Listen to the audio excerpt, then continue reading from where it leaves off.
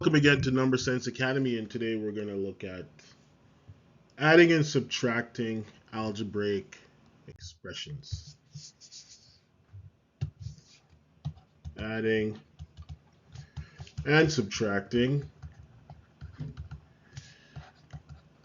algebraic expressions. So, an expression is a combination of terms in operation. Terms and operations. So an example of a term is like 3x. 3x, this is a term. And what you notice about it is that there are two attributes. One, there is a constant, and it's in front, so we also refer to it as a coefficient. And then there is the variable component. And this part is not constant, that's allowed to change. So we could sub values in for x, and we know that 3x is we're multiplying in this case, and we could sub values for x. Now when you combine terms, like more than one term, so if I have 3x, and I have 4x, and I have 5y, and I have 8z, this is just a collection of terms. It becomes an expression once I add some operations. So I could put a plus there, a minus there, and another plus there. So now I have an expression. The next level up from this would be what we call an equation. And if I was to put a equal sign there, and then I say it's equal to 0, it could be anything, then now it becomes an equation because some value of x, some value of y, some value of z, when you put all these operations together, you're going to end up with 0. But today, in this video, we're just focusing on working with expressions, so there'll be no equal sign. So we're just going to go through a series of examples and then showing how we add and subtract algebraic expressions. So the first example, we have 5x plus 7x minus 4x. So there's no equal sign, so this is just an expression. And the only thing that we could do when we say, even when we say adding and subtracting, all we're really doing is simplifying. So we have all this large collection of terms with operations, but can we write it without writing 5x plus 12x minus 4x? And the rule here, or the key rule, is that you can only perform operations on like terms. All right, so let's pause here for a second. And what do we mean by like terms? This means that the coefficient is different, but the variable combination is the same. So, quick example. If I have 7x squared and 5y squared, the variable components here, this is x squared, and here this is y squared, they're different. If I have 7x squared and 5x squared, the variable components here, they're both x squared, that's the same. If I have 7xy squared and I have 5x squared y, the variable components are different. Right? And if you understand powers, this 7xy squared is actually just 7xyy, whereas this 5x squared y is 5xxy. So clearly these are different. So the first and really the main rule is that you can only perform operations on like terms. The other rule that I would throw in there, and I'm just going to write in the corner, is that you have to pay attention to the operation in front of the term, because that's what tell you what you have to do. Or in some cases, it changes the value of the term that you're working with. All right, so let's go back to the example. We have 5x plus 7x minus 4x. Now, the first thing we have to check for is make sure that the terms are the exact same. So we see that each of these only have an x in front. So they are the exact same term. Now, the rule here is that when it comes to performing the operations, all you do is focus on the coefficient. So in this case, we have 5 apples. Somebody brings 7 more apples, and then somebody takes away 4 apples. So we're comparing apples and apples. So what I have is 5x plus 7x, which is 12x. And then my last operation is to take away 4 x's.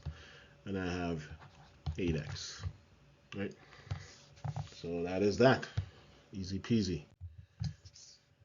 Next example, we have 6f minus 2j minus 4 plus 5f minus j plus 3. So to make life easier, what I normally do, I try to organize my terms so that I try to organize the like terms. So I have f, j, and then just a constant by itself. So I'm just kind of trying to get them in order as well. And alphabetically does make it easier to read also. So I'm going to start with f. So I have 6f. Then I have a plus 5f. So you always want to carry the sign that's in front when you reorganize. Then I have minus 2j. Then I have a minus j. Then I have a minus 4 and a plus 3. And then I'm going to do my operations accordingly. So 6f plus 5f is 11f. I have negative 2j minus j, so that's minus 3j. And then I have a minus 4 plus 3, that gives me minus 1. And to the point about simplifying, in the outset, we started with 6 terms. And then when we simplified, we ended up with only 3 terms. All right. Next example, I have 128 minus 16x minus 26x minus 3x cubed minus 34 plus 15x and then minus x squared. So now I'm going to rewrite this in order of degree, so based on the exponent. So I'm going to start with minus 3x cubed, and then the next biggest one I have is minus x cubed. Then I have a minus 16x, minus 26x. I have a plus 128, and then a minus 34. So quick check to make sure I got everything in those 1, 2, 3, 4, 5, 6, 7 terms. And in my second rewrite, my reorganization, I have 1, 2, 3, 4, 5, 6. So I missed something. Good idea to check, and I see that I missed the 15x. So I'm going to throw that in there. So I have plus 15x, and then I have plus 128, and then minus 34. And I quickly notice that I have 4, 5, 6, 7. I have all 7 terms, so I'm good. So now I can continue with my operation. So negative 3x squared, 3x cubed, that's the only thing. So I'm going to leave that. There's nothing to do there. Now I have minus x squared, that's by itself. There's nothing to do there. Now I have minus 16x, 26x, negative 26x, and 15x. These are all the same like terms, so I'm going to do that operation. Minus 16x minus 26, that is minus 42, and I'm going to add 15, so I end up with negative 27x, so minus 27x, and then I have 128 minus 34, and that is equal to 94, so plus 94. All right. And then the next example we have is going to require a bit more work. So I have negative 3 times 6z minus t, and then minus 2 times negative 5z minus 3t. So in this case, we're going to have to do a bit of expansion. So we have to get rid of the brackets, and then we can continue in our operation. So I'm going to end up with negative 3 times, so it's going to be negative 3 times 6z, then negative 3 times negative t, then negative 2 times minus 5z, and then negative 2 times negative 3t. So that's how we get rid of the bracket. So I'm going to end up with negative 3 times negative 6z is going to be negative 18z. Negative 3 times negative 3 is going to be plus 3t. So that first bracket is gone. In the second instance, I have negative 2 times negative 5z, which is plus 10z. And then I have negative 2 times negative 3t, which is plus 6t. And then I'm going to reorganize the t's first. So I have 3t plus 6t, and then minus 18z plus 10z. All right, so 3t plus 6t is 9t, and then minus 18z plus 10z, or z, is going to be 8z.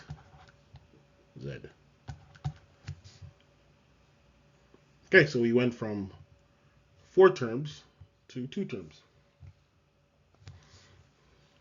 All right, our next example is going to be 4 times negative 3 minus b minus 4. All right, so the way you work with these square brackets is that you work inside the square brackets and then you take care of the curved brackets. All right, so here I'm going to have equals 4. I'm going to keep it as a square bracket for now until I completely get rid of all the curvy brackets. So I have minus 3. Then pretend like there's a minus, like there's a 1 there. So the negative 1 gets distributed to the b, and it's also get distributed to the minus 4. So now we have negative 1 times b, which is minus b, or minus 1b. And I have negative 1 times negative 4, which now becomes positive 4. All right, so I just keep the square bracket there in case I have other brackets to deal with. So now I could eliminate the square bracket. So I have, and I'm going to distribute the 4 to the negative 3, to the negative b, and to the positive 4. So what does that look like? Now I have negative 12, and I have minus 4b, and I have plus 16. Right? And if you noticed, I could have worked with the negative 3 and the negative 4 before. I could have negative 3 plus 4, and that would have given me 1. And I multiplied by 4, I end up with 4. So we're still going to see that result, because I'm going to have negative 4b minus 12 plus 16. And this is negative 4b plus 4. So that didn't really, that didn't create a big problem, but you could have did the negative 3 plus 4 before. All right, next example. So now we have 9v minus 6 minus v minus 4 plus 4v. Again, we need to get rid of our curvy bracket, so I'm going to multiply through the minus 1. So I have 6, and I have minus v plus 4, and then plus 4v. All right, so I'm going to do what I can inside the square bracket as far as simplifying. So I know that there is a 6 here and a 4. Those go together. And then this negative v and the plus 4v, they also go together. So I could get rid of those while I'm there. So I have, I'm going to change the square brackets now to curvy brackets. So I have 6 plus 4, which is 10. And then minus v plus 4v, that's going to be plus 3v. And now I still have this minus in front of the bracket, so I got to distribute this minus 1 to the values inside. So I have 9v, it's going to be minus 10, and then minus 3v. And then now I could use my like terms. I got a v here and a v here, so I end up with 9v, looks like a q. So 9v minus 3v minus 10 is equal to 6v minus 10. All right, next example, we have a squared minus 2 times x minus 5 minus, and I have 7 minus 2 times a squared minus 2x, close the bracket, and then minus 3x. Then I have to close that first bracket and then close the other bracket. So I'm actually going to recolor these brackets so that we see what's going on. So let's get rid of this and this, and let's make them blue so we know where the brackets start and end. And then we're going to make this one red. And then the other one we'll just leave it as, actually we'll make it yellow. So these will be yellow brackets. Okay, just so we can differentiate. So the first we're going to get rid of is the most inside bracket. We're going to multiply out the negative 2a squared, or the negative 2 times a squared, and negative 2 times negative 2x. So I'm going to keep everything as is. So I have a squared minus 2 times x minus 5 minus 7, and then minus 2a squared plus 4x. And then I have minus 3x. And I'll keep that bracket there. We got rid of the blue brackets. So I can't really do anything inside of my 7 minus 2a squared plus 4x. So the next thing I'm going to do, I'm going to get rid of this bracket. So what does that equal? So I have a squared minus 2 times x minus 5. So this minus sign here is going to get distributed to everything inside of here. So I have minus 7 plus 2a squared minus 4x. The bracket's gone, so now I have minus 3x. All right. So my first option, to make my life easier, I could deal with the like terms inside the bracket with all this stuff, and then I could do my distribution after. So let's do that. So we have minus 2. Then I have x minus 4x minus 3x. So let's do that. So I have 1 minus 4, which is negative 3, and then minus 3 would be negative 6. So I have negative 6x. Then I have a minus 5, a minus 7. So let's take care of that. And so that gives me minus 12. And then the last thing that's there would be this 2a squared, so plus 2a squared. And so now I'm going to distribute the minus 2, so I end up with plus 12x, negative 2 times negative 6x. And I have negative 2 times negative 12, which is plus 24. Then negative 2 times plus 2a squared is going to give me negative 4a squared. And now I'm just going to do my reorganization. So I have a squared minus 4a squared plus 12x plus 24. And my only like terms are a squared and minus 4a squared. So I'll do that sum real quick. So it's negative 3a squared plus 12x plus 24. And that's how you add and subtract algebraic expressions. Thank you.